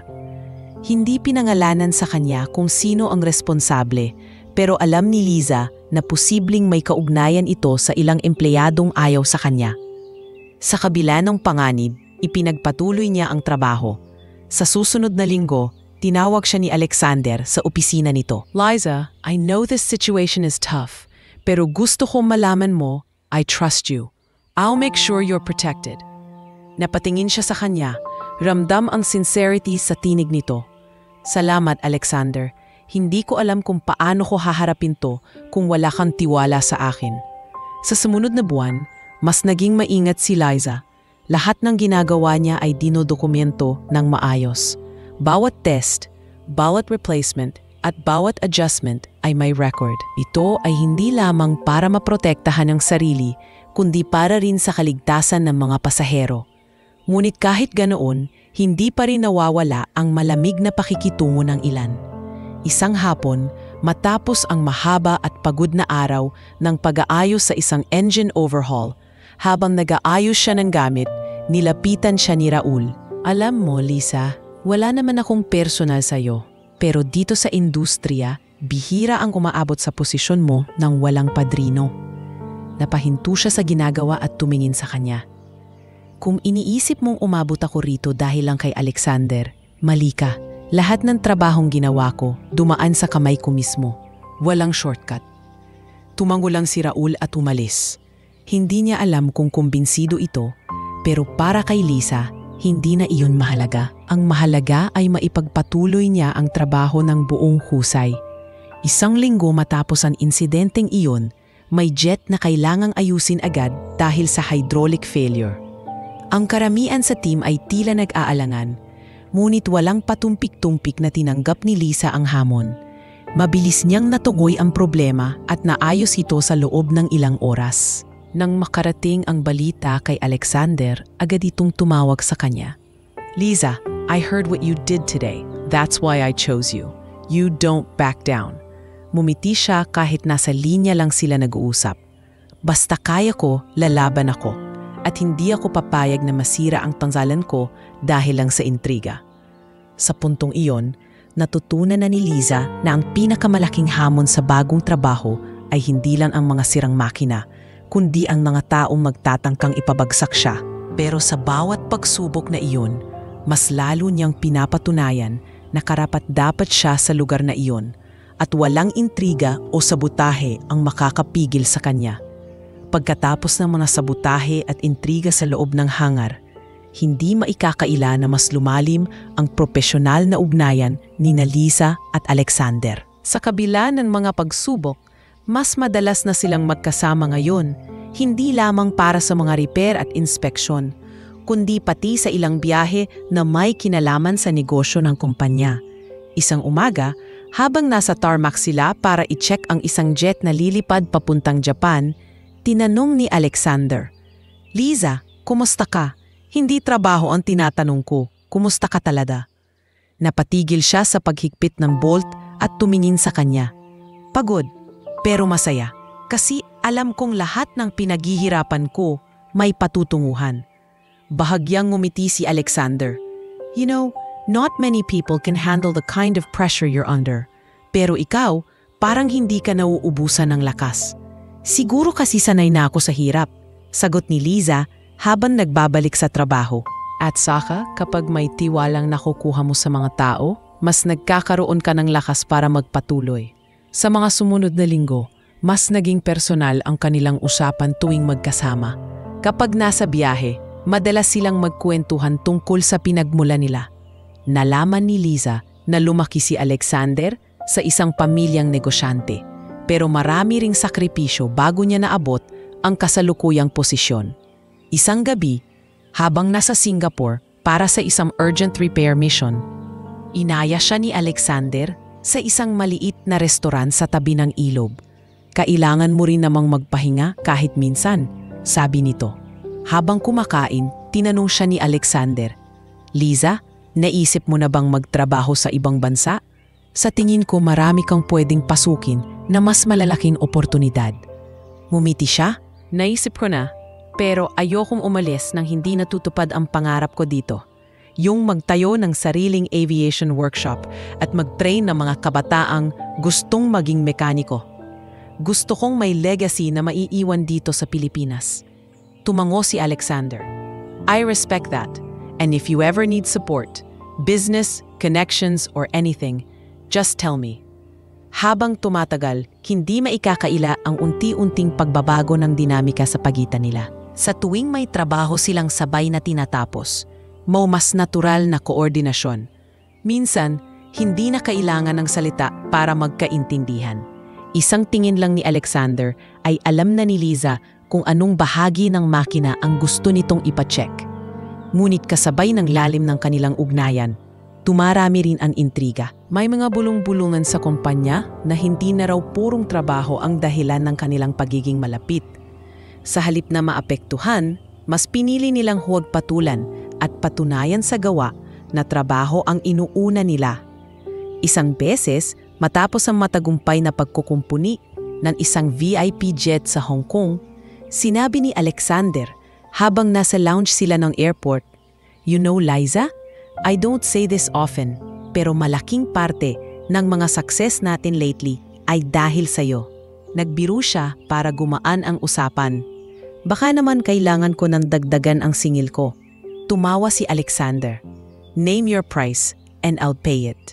Habang lumalalim ang tiwala nila sa isa't isa, nagsimulang mas makita ni Liza ang ibang side ni Alexander. Hindi lang bilang isang matapang at mayabang na negosyante, kundi bilang isang taong marunong magpasalamat at mag-alaga sa mga taong mahalaga sa kanya. May mga pagkakataon na kapag sobrang dami ng trabaho, siya mismo ang nagdibilin kay Liza na magpahinga muna. "Liza, umuwi ka na. Hindi lahat ng laban kailangan mong sabayan sa iisang araw." Wika nito, minsang makita siyang pagod na pagod matapos ang 3 sunod na araw ng trabaho sa hangar. "Pero may deadline tayo," sagot ni Liza. "Ayaw kong makita kang bumigay. Hindi ka makina na pwedeng palitan ng piyesa." Seryosong tugon ni Alexander. Sa mga panahong iyon, naramdaman ni Liza na ang tiwalang binibigay ni Alexander ay higit pa sa propesyonal na tiwala. Parang may kasamang personal nga pagpapahalaga. Hindi niya sigurado kung ano ang ibig sabihin nito, pero alam niyang hindi na lang basta trabaho ang nag-uugnay sa kanila ngayon. Sa huling biyahe nila para sa quarter na iyon, isang flight papuntang Dubai para ayusin ang corporate jet ng isang kliyente, napansin ni Liza na mas tahimik si Alexander kaysa karaniwan. "May iniisip ka ba?" tanong niya habang nakaupo sila sa cabin. Tumingin si Alexander sa kanya at sagot nito, "Marami. Pero karamihan tungkol sa kung paano pa kita matutulungan maabot ang pangarap mo." Natigilan si Liza. "Hindi mo naman kailangang gawin yan." "Gusto ko." Maiksi ngunit mabigat na sagot ni Alexander. Sa mga salitang iyon, alam ni Liza na mas lalong pang titibay ang kanilang koneksyon. Hindi lamang dahil sa trabaho, kundi dahil sa isang unti-unting nabubuong samahan na maaaring magdala sa kanila pareho sa mga desisyon at sitwasyong hindi pa nila inaasahan. Sa gitna ng lumalalim na ugnayan nila ni Alexander, dumating ang isang balitang yumanig sa mundo ni Liza. Tumawag ang doktor mula sa probinsya. "Miss Monteverde, lumalala na po ang kondisyon ng tatay ninyo. Kailangan na nating isagawa ang operasyon sa lalong madaling panahon kung gusto nating maiwasan ang mas malalang komplikasyon." Parang biglang bumigat ang hangin sa paligid niya. Nasa hangar siya noon, katatapos lang mag-inspeksyon. Hindi niya namalayang nakatingin pala si Alexander mula sa malayo. Napansin ang pagbabago sa ekspresyon niya. Lumapit ito at tinanong, "Liza, may problema ba?" Si tatay, kailangan na niyang maoperahan. Mahina niyan sagot, pinipigil ang luha. "Malaki ang gastos, Alex. Wala pa akong sapat na ipon para dito." Tahimik lang si Alexander saglit bago nagsalita. "Kung kailangan mo ng tulong, sabihin mo lang. Hindi ko hahayaan na mawalan ka ng pagkakataon para iligtas ang buhay ng tatay mo." Umiling si Liza. "Salamat, Pero ayokong umutang o umasa sa iba ng ganoon. Gusto kong kayanin ko ito sa sarili kong paraan. Hindi ito tungkol sa pagutang o utang na loob. Ito ay tungkol sa oras. At baka wala na tayong maraming oras para sa kanya. Mariin na sagot ni Alexander. Kinagabihan, matapos ng mahabang pag-isip, nagsimula si Lisa maghanap ng mga dagdag na trabaho. Tinanggap niya ang ilang rush projects mula sa mga kilalang kliyente. Kahit pa ibig sabihin nito ay halos wala na siyang tulog. Pumapasok pa rin siya sa mga proyekto ni Alexander, pero sa gabi, umaalis siya para magtrabaho sa ibang shop at marina. Isang araw, nadatnan siya ni Alexander sa hangar na halos nanginginig sa pagod habang nagkakalas ng panel. Lisa, hindi ka na kumakain sa oras. Hindi ka na natutulog ng tama. Hindi ka makina. Mariin nitong sabi. Kung hindi ko ito gagawin, Alex, baka wala na akong tatay. Tugon niya, hindi inaalis ang tingin sa ginagawa. Walang imik si Alexander saglit, bago tumalikod at lumakad palayo. Akala ni Liza ay umalis na ito, pero bumalik pala dala ang isang maliit na envelope. Ito ang down payment sa susunod na kontrata natin. Hindi kita hinihingan ng kahit anong kapalit, kundi tapusin mo ang trabaho mo ng maayos at alagaan ang sarili mo. Bahala ka kung paano mo gagamitin. Napatingin si Liza sa sobre, halatang nag-aalangan. Alex, walang pero. Ito ay bayad sa trabaho, hindi awa. Matigas pero may halong lambing ang tono. Tinanggap niya iyon at sa unang pagkakataon, matapos ang ilang linggo, nakaramdam siya ng bahagyang ginhawa. Agad niyan itinawag sa ospital ang scheduling ng operasyon ng ama. Dumating ang araw ng operasyon at kahit wala siya sa probinsya, bawat minuto ay parang oras ng paghihintay. Nasa hangal siya nang makatanggap ng tawag mula sa doktor. Miss Monteverde, maayos po ang operasyon. Stable na po si Mang Rodel. Kailangan lang ng mahabang-habang recovery. Napaupo siya sa gilid ng workbench at napabuntong hininga. Laking pasasalamat niya sa Diyos at sa sarili niyang pagsusumikap. At oo, pati na rin kay Alexander na kahit hindi niya gustong aminin, ay naging malaking tulong sa kritikal na sandaling iyon. Sa mga sumunod na linggo, pinagsabay niya ang trabaho at ang pag-aalaga sa ama sa pamamagitan ng madalas na pagtawag at pagmonitor ng kalagayan nito. May mga araw na sinasadyang tawagan siya ni Alexander para lang kamustahin. How's your father? Laging bungad nito. Mas gumiginhawa na. Malayo pa pero nasa tamang direksyon, sagot niya. Good. Remember, Liza, you can't pour from an empty cup. Alagaan mo rin ang sarili mo. Paalala ni Alexander.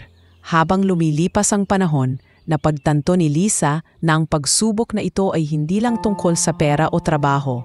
Isa rin itong pagsubok sa relasyon nila ni Alexander. Kung paano nito siya tatratuhin sa panahon na mahina siya, at kung paano siya magpapatuloy nang hindi isinusuko ang kanyang prinsipyo. At sa bawat gabing mapapatingin siya sa kanyang kamay na puno ng grasa at sugat, alam niyang bawat hapdi at pagod ay kapalit ng mas mahalagang bagay, ang kaligtasan at buhay ng taong naging haligi ng kanyang pagkatao. 2 buwan matapos ang operasyon ng ama ni Lisa, bumalik na ulit sa mas normal na ritmo ang kanyang trabaho. Ngunit hindi niya inakalang sa panahong iyon, haharap siya sa isang pagsubok na hindi lamang susukat sa kanyang kakayahan bilang mekaniko, kundi pati na rin sa kanyang pagkatao sa mata ng publiko. Isang umaga, habang abala siya sa hangar, dumating si Alexander na may dalang dokumento at laptop. Lisa, may press event sa susunod na linggo. Isa sa mga corporate jets na inayos mo ay ginagamit ng isang international business delegation. Gusto itang ipakilala bilang consultant na nagpatakbo ulit sa kanila. Napatingin si Lisa na para bang may nadama siyang kaba. Press event? I mean, ako sa harap ng media? Hindi ako sanay sa ganoon, Alex. Mumiti si Alexander ngunit seryoso ang tono. You don't need to act. Just be yourself. Sasagutin mo lang ang ilang tanong tungkol sa trabaho mo at kung paano mo naayos ang makina. You deserve the recognition. Ngunit sa likod ng kanyang isip, hindi mapigilan ni Liza ang mag-alala. Hindi siya sanay magbihis ng formal o magsalita sa harap ng maraming tao, lalo pa sa harap ng mga mamamahayag at negosyante. Sa gabing iyon, habang nakaupo siya sa maliit na mesa, sa inuupahan niyang kwarto, sinubukan niyang maghanda, iniisip ang mga posibleng tanong at ang tamang paraan ng pagsagot nang hindi nahihiya. Dumating ang araw ng press event. Ginawa ito sa isang malaking conference hall ng isang luxury hotel sa Maynila. Nakaayos ang lugar, may malaking LED screen na nagpapakita ng larawan ng jet na inayos ni Liza at maraming kamera ang nakatutok sa stage. Nakasuot siya ng simpleng dark blue blazer, puting blouse at maayos na slacks. Pinilit niyang gawing komportable ang sarili sa kabila ng mga kumikislap na ilaw at bulungan ng mga bisita. Bago magsimula, lumapit si Alexander sa kanya. "Relax, nandito lang ako. Just tell them the truth." Nang tawagin ang pangalan niya, umakyat siya sa entablado at hinarap ang mga tao. Nagbigay siya ng maikling paliwanag kung paano niya natukoy at naayos ang problema sa jet. "Hindi ko tiningnan lang ang makina," wika niya. "Pinakinggan ko rin ang bawat tunog, sinuri ang bawat detalyeng maaaring makaapekto sa performance. Minsan ang solusyon ay hindi agad nakikita sa manual, kundi sa karanasan at pakikinig." May mga nagtanong mula sa audience. Karamihan ay tungkol sa pagiging babae sa isang industriyang dominado ng kalalakihan. "Miss Monteverde," tanong ng isang reporter, "hindi ka ba natatakot na pumasok sa larangang halos lahat ng kasamahan mo ay lalaki?" Ngumiti si Liza. "Kung hinayaan ko ang takot, baka hanggang ngayon nasa maliit pa rin akong talyer sa probinsya. Ang mahalaga, alam mo ang ginagawa mo at handa kang tumayo sa resulta ng trabaho mo." Nagpalakpakan ng audience at sa gilid ng entablado, napansin niyang nakatingin si Alexander na may bahagyang ngiti. Hindi lang ngiti ng kasamahan, kundi ng taong proud sa kanya. Matapos ang event, lumapit sa kanya ang ilang negosyante at piloto para magpakilala. May nag-abot pa ng business card at nagsabing, "If you ever want to work overseas, call me." Tinanggap niya iyon ng may pasasalamat, ngunit sa loob-loob niya, alam niyang may pangarap siyang kailangang tuparin sa Pilipinas bago lumipad sa ibang bansa. Ngunit hindi lahat ay natuwa sa natanggap niyang atensyon. Kinabukasan, pagpasok niya sa hangar, ramdam niya ang malamig na titig ng ilang empleyado. May isang lalaking mekaniko ang bumunad ng sarkastikong pagbati. "Uy, sikat ka na pala, Miss TV Star. Baka nakalimutan mo na ang simpleng trabaho dito." Hindi siya nagpatalo. "Hindi ko nakalimutan. Kaya nga andito pa rin ako para magtrabaho, hindi para magpapicture." Sagot niya, sabay diretso sa workbench. Ilang araw pagkatapos ng press event, dumating ang isang biglaang tawag mula sa isang kilalang business magazine. "Miss Monteverde, nais ka naming i-feature sa susunod na issue bilang isa sa mga babaeng gumagawa ng pagbabago sa industriyang panghimpapawid." Nagulat siya at kahit may kaba, pumayag siya matapos ang ilang segundong pag-iisip. Sa interview, mas marami siyang naibahagi tungkol sa kanyang pinagmulan, mga pagsubok at mga pangarap. Nang mailathala ito, mas lumaki ang pangalan niya sa industriya at hindi na lamang siya yung mekanikong babae. Isa na siyang kinikilalang eksperto sa larangan. Isang gabi, habang alam mo bang maraming tao ang mas naniwala sa'yo dahil doon, napangiti siya. "Akala ko matatakot ako. Pero sa totoo lang, parang mas naging malinaw sa akin kung bakit ko ginagawa lahat ng ito." "At ano yon?" tanong ni Alexander. "Para ipakita na kahit saan ka galing, kahit anong hirap, pwede kang makarating sa tuktok, basta hindi ka sumusuko," sagot niya. Tumango si Alexander at ngumiti. "That's why I believe in you." At sa gabing iyon, napagtanto ni Liza na ang pagharap sa publiko ay hindi lamang para sa sariling reputasyon, kundi para rin sa pagbibigay inspirasyon sa iba, lalo na sa mga tulad niyang nagsisimula sa wala, ngunit handang magsipag para makarating sa rurok ng kanilang pangarap. Isang linggo matapos lumabas ang feature article tungkol kay Liza sa business magazine, tumawag si Alexander sa kanya ng maaga pa lang. "Liza, may urgent meeting tayo mamayang hapon. May malaking kliyente mula sa isang international airline. Gusto nilang tayo ang humawak sa isa sa flagship jets nila para sa maintenance. Pero ikaw ang gusto kong mamuno sa proyekto. Napahinto siya sa ginagawa, halos hindi makapaniwala. Ako? Alex, sigurado ka ba? Hindi ba mas mainam kung isang buong team ang haharap agad? Tumawa si Alexander sa kabilang linya. Siyempre may team ka, pero gusto nilang makausap ka mismo. Nabasa raw nila ang article mo at impressed sila. This is our chance to prove what we can do on an international scale. Alam ni Lisa na hindi basta-basta ang trabahong iyon. Ang isang international airline ay may napakataas na pamantayan at mahigpit na regulasyon. Kung may isang pagkakamali lang, pwedeng masira ang reputasyon nila sa buong industriya. Pagsapit ng hapon, nagpunta sila sa isang private meeting room sa loob ng isang 5-star hotel. Nandoon ang 3 kinatawan mula sa airline. Isang matandang Briton na chief engineer, isang babaeng operations director, at isang batang maintenance supervisor. Pagkapasok ni Liza, agad siyang pinakilala ni Alexander. This is Liza Monteverde, our lead consultant for high-complexity maintenance. She has handled several high-profile cases, sabi ni Alexander, puno ng kumpiyansa. Ngumiti si Liza at nakipagkamay sa bawat isa. It's a pleasure to meet you. I've read a bit about your fleet, and I understand the challenges of maintaining aircraft that fly such long-haul routes. Matapos ang maikling pagpapakilala, dumiretso agad sa usapan ang Briton na chief engineer. We have a Boeing business jet that has been pressurizing intermittent pressurization issues. We've replaced several parts, but the problem keeps coming back. We want a fresh set of eyes. Tahimik na nakinig si Liza habang detalyado nilang ipinapaliwanag ang problema.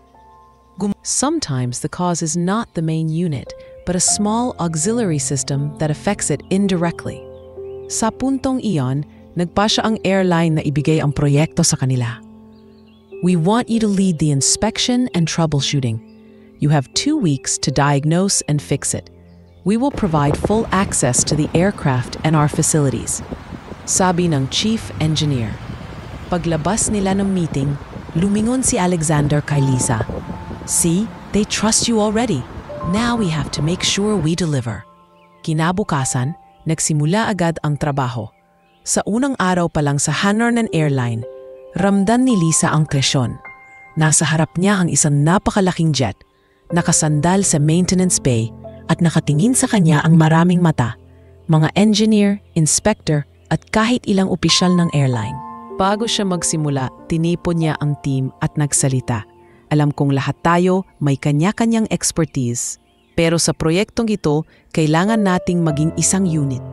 We'll run tests systematically, no shortcuts. Safety and accuracy come first. Sinimulan nila sa basic checks, ngunit tulad ng inaasahan, walang lumalabas na obvious na problema. Lumipas ang 3 araw na parang walang progreso. May ilan sa team na nagsimulang mainit. Baka naman overcomplicating things tayo, sabi ng isang engineer.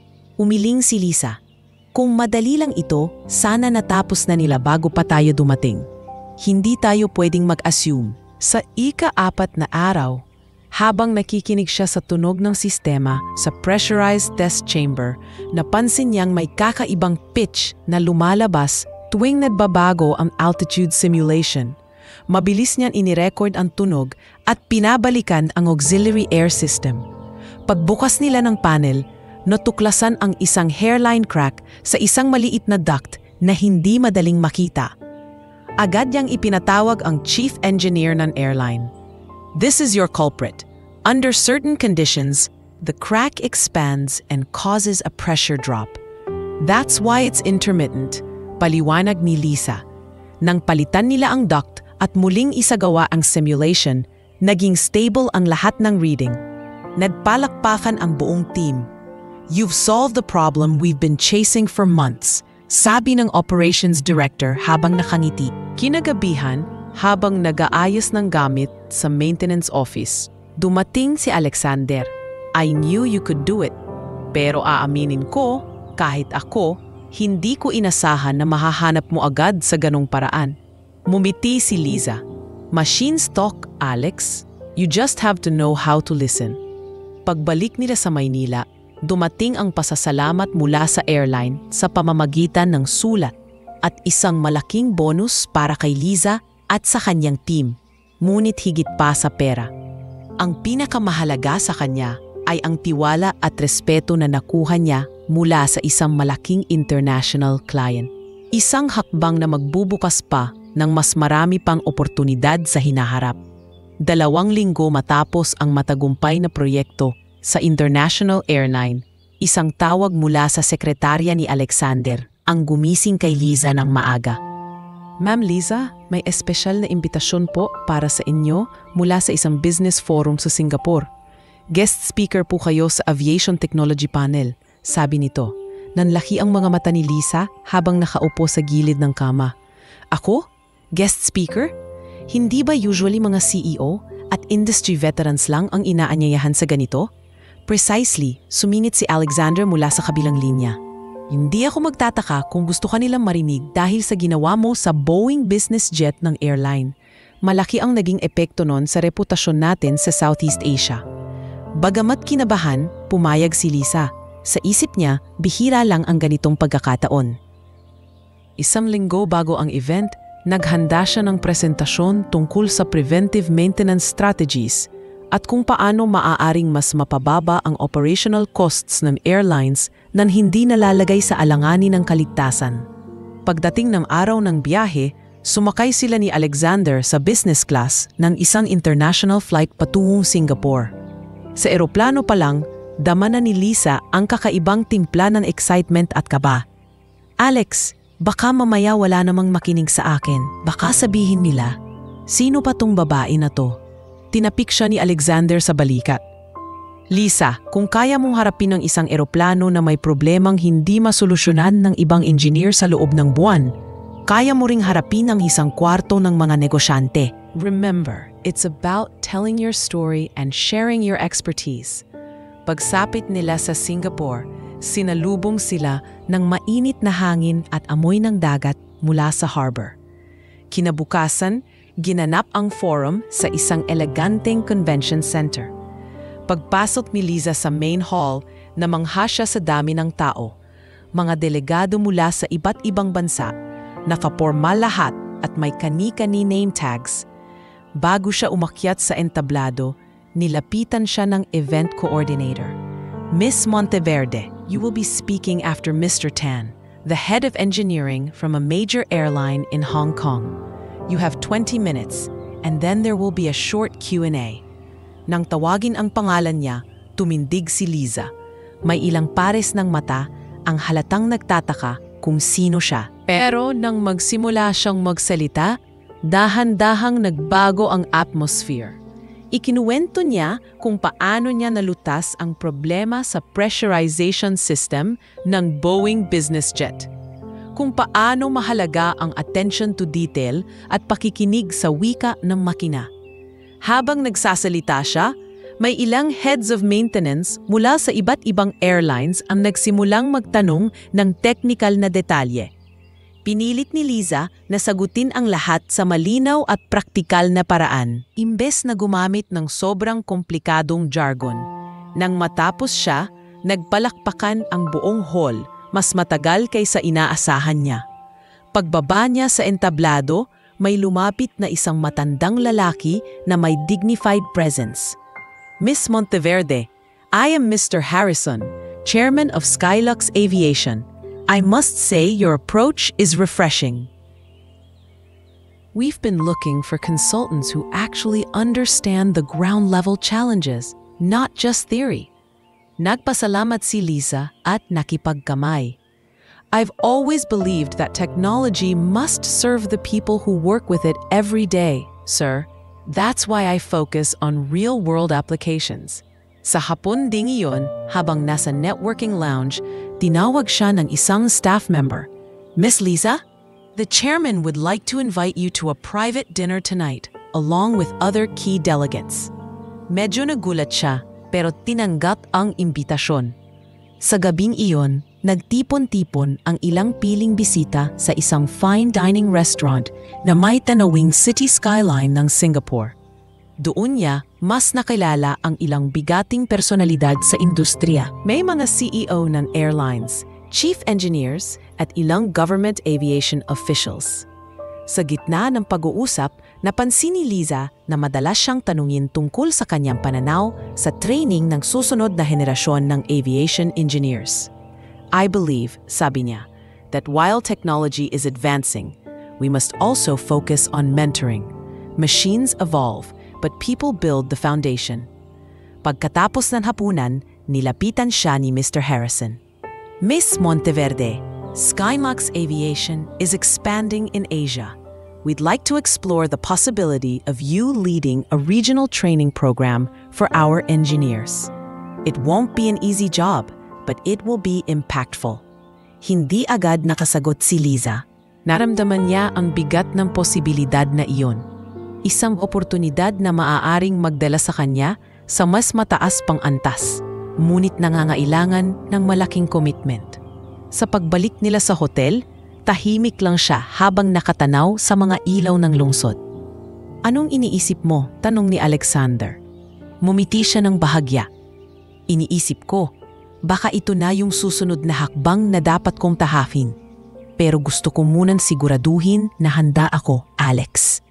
Ayokong tanggapin lang dahil maganda pakinggan. Gusto kong siguraduhin na kaya kong gawin ng tama." Tumango si Alexander. "Kung ako ang tatanungin, handa ka na.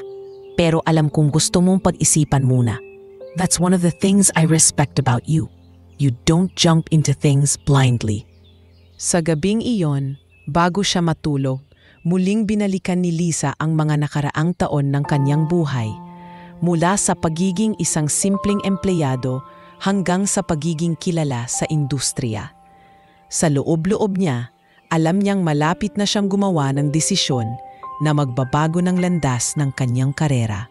Kinabukasan ng umaga, nagising si Liza sa kaluskos ng mga alon mula sa malapit na baybayin ng Singapore. Nakatingin siya sa malawak na tanawin mula sa binana ng hotel. Mga barkong nakahimpil sa harbor, mga gusaling kumikislap sa araw, at mga ibong lumilipad sa ibabaw ng tubig. Sa kanyang kamay, hawak niya ang business card ni Mr. Harrison, na para bang may bigat itong dala.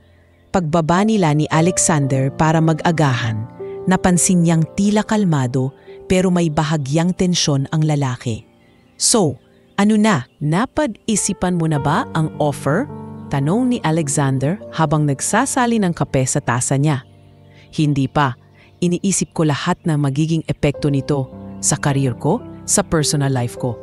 "Alex, malaking hakbang ito. Hindi lang ito basta promotion, kundi isang responsibilidad na mangangailangan ng halos buong oras ko." "Liza, minsan kailangan nating yakapin ang pagkakataon habang nandyan pa. Pero totoo, kailangan mo ring timbangin kung handa ka sa mga sakripisyo." Sagot ni Alexander, seryoso ang tono. Pagbalik nila sa Pilipinas makalipas ang 2 araw, nagpatuloy ang normal na operasyon sa kumpanya. Ngunit lingid sa kaalaman ng karamihan, may mabigat na desisyon na kailangan gawin si Liza. Naglaan siya ng ilang gabi para balikan ang lahat ng natutunan at pinagdaanan niya mula nang magsimula bilang simpleng empleyado sa airline hanggang sa pagkakakilala sa kanya sa internasyonal na entablado. Isang gabi, tinawagan siya ni Mr. Harrison mula sa Skymax Aviation. "Miss Monteverde, I understand it's a big decision. We can give you 2 more weeks to decide, but after that, we need to move forward with our expansion plans." "Thank you, sir. I really appreciate the time. I'll make sure to give you my answer within that period," sagot ni Liza. Sa mga sumunod na araw, kinausap niya ang kanyang mga magulang. Sa maliit nilang bahay sa probinsya, nakaupo sila sa veranda habang iniihip ng hangin ang mga dahon ng mangga. "Anak, kung sa tingin mo ay kaya mo, suportado ka namin," sabi ng kanyang ama. "Pero huwag mong kalimutan ang sarili mo sa prosesong ito." "Oo nga, Liza," dagdag ng kanyang ina. "Hindi lahat ng oportunidad ay kailangan tanggapin. Pero kung naniniwala ka na makakagawa ka ng pagbabago, bakit hindi? Ang mahalaga, masaya ka sa gagawin mo. Nagpunta rin siya sa isang mentor na naging gabay niya nung nagsisimula pa lang siya sa industriya. Sa isang maliit na cafe, nag-usap sila. Liza, sabi ng matanda, minsan hindi lang ito tungkol sa kung kaya mo, kundi kung handa kang matuto pa habang ginagawa mo. Ang pinakamagagaling na leader, sila yung handang umamin na hindi nila alam ang lahat, pero willing silang matuto. Dahil sa mga payong natanggap niya, unti-unting luminaw kay Liza ang desisyon. Ngunit bago niya ito gawing opisyal, gusto niyang makausap si Alexander. Isang gabi, inimbitahan niya ito sa isang rooftop bar sa Maynila na may tanawin ng kumikislap na city lights. Alex, panimula ni Liza, kung tatanggapin ko ang alok ng Skylux, ibig sabihin madalas akong mawawala sa Pilipinas. Mahirap na magkasama tayo sa mga projects natin. Tumango si Alexander, pero ngumiti. Liza, kahit saan ka magpunta, susuportahan kita. Hindi ko gusto na pigilan ka sa bagay na alam kong para sa'yo. We've built something great together, and kahit hindi na tayo palaging magkasama, alam kong kaya mong panindigan ang pangalan mo. Napangiti si Liza, ngunit may kirot sa puso niya. Alam niyang posibleng mabawasan ang oras nila ni Alexander sa isa't isa. Pero alam din niyang hindi madalas dumarating ang ganitong oportunidad. Kinabukasan, sa kanyang opisina, binuksan niya ang laptop at nag-type ng email kay Mr. Harrison. Dear Mr. Harrison, after much thought and consideration, I have decided to accept your offer to lead the regional training program for Skylux Aviation. I believe this is an opportunity not just for my career growth, but to inspire and equip the next generation of aviation engineers. I am committed to giving my best in this new role. Sincerely, Liza Monteverde. Habang pinipindot niya ang send button, ramdam ni Liza ang halo-halong emosyon, takot, excitement at determinasyon. Sa isip niya, nagsisimula na naman ang panibagong kabanata ng kanyang buhay. 2 linggo pagkatapos ng konfirmasyon, nagpaalam siya sa kanyang mga kasamahan sa dating kumpanya. May simpleng send-off party para sa kanya at maraming empleyado ang lumapit upang magpasalamat sa lahat ng natutunan nila mula sa kanya. Miss Liza, hindi namin malilimutan yung mga oras na tinuruan mo kami kahit overtime na, sabi ng isa. Sa huling araw niya sa opisina, tumingin siya sa paligid, sa mga mesa, sa mga makina, sa mga taong nakasama niya sa hirap at ginhawa. Salamat sa lahat, bulong niya sa sarili bago siya lumabas ng pinto. Paglipas ng 1 buwan, nasa bagong opisina na siya sa Singapore. Hawak ang blueprint ng training program na siya mismo ang bumuo.